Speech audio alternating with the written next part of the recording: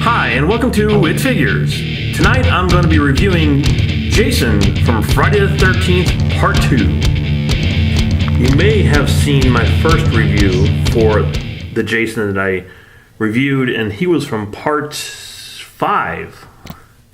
This is a fully clothed Jason, and is made by NECA. They have a whole line of these figures.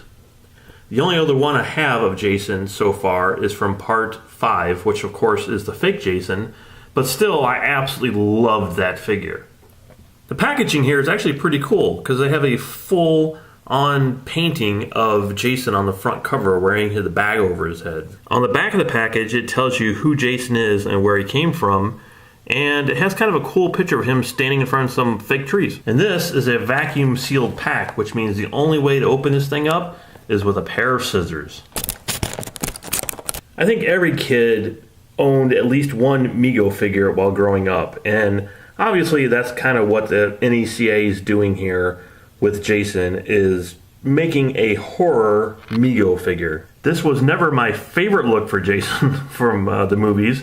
Obviously I like the hockey mask version of him better, but it's kind of cool that they came out with the bag-headed version of him, especially like this. The stitching on the clothes is really well done, and I love the design of his shirt, even though I'd say he's kind of a little too clean. Looks like Jason just went to Walmart and picked up these pants. On top of his overalls, he does have some metal clasps. So if you're like me, you obviously want to know what's underneath the bag. And I think it's cool that NECA did not reveal the face on the packaging. So it's kind of like the movies, you know, when you're seeing Friday the 13th 2 for the first time. It's kind of like you see Jason through the whole film with a bag over his head. But what does the actual sculpt look like? And you are going to find out when I do, because I'm about to take off the bag and see what Jason looks like. And it's actually tied on here, so give me a second. I've got to untie this. Let's see. Oh. Okay, there we go. And this is Jason without the bag over his head. And he actually has hair, which is, I was expecting because the character in the movie has hair. And he does look like the character from the film. While he does resemble the character from the film, I can't say this is the best sculpt of Jason I have ever seen. The hair is a little funky looking, as you can see.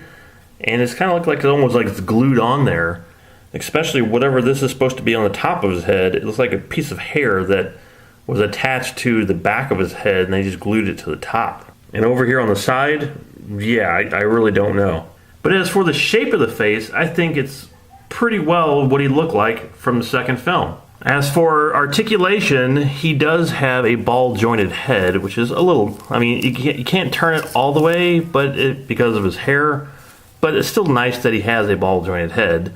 And he has a normal shoulder rotation, elbow, hand, which has almost full movement on the hands. Knees, feet, his waist does turn. So normal amount of articulation for a figure. Now let's take a look at the accessories for Jason. Again, everything here is very clean. There's no blood on anything. There's no dirt on anything.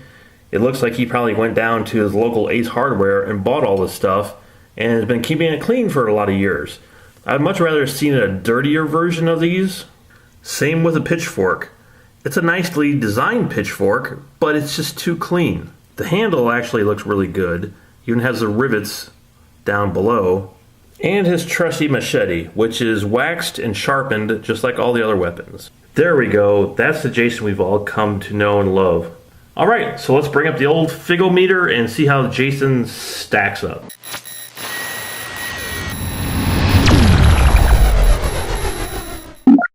As for design, I absolutely love the cloth clothing.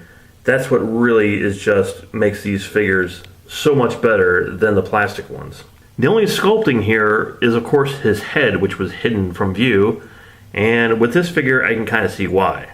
It definitely is not NECA's best sculpt. This is a figure I definitely would keep a sack over his head.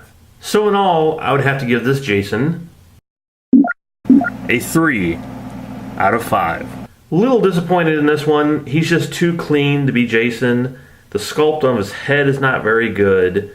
And all of the weapons he comes with are too clean as well. Surprisingly, I liked Friday the 13th Part 5 fake Jason better than the real Jason from Part 2. So hopefully I can find a few more of these in the NECA line. I know they're really getting very difficult to find, especially in stores, so I'd probably have to order them off the internet.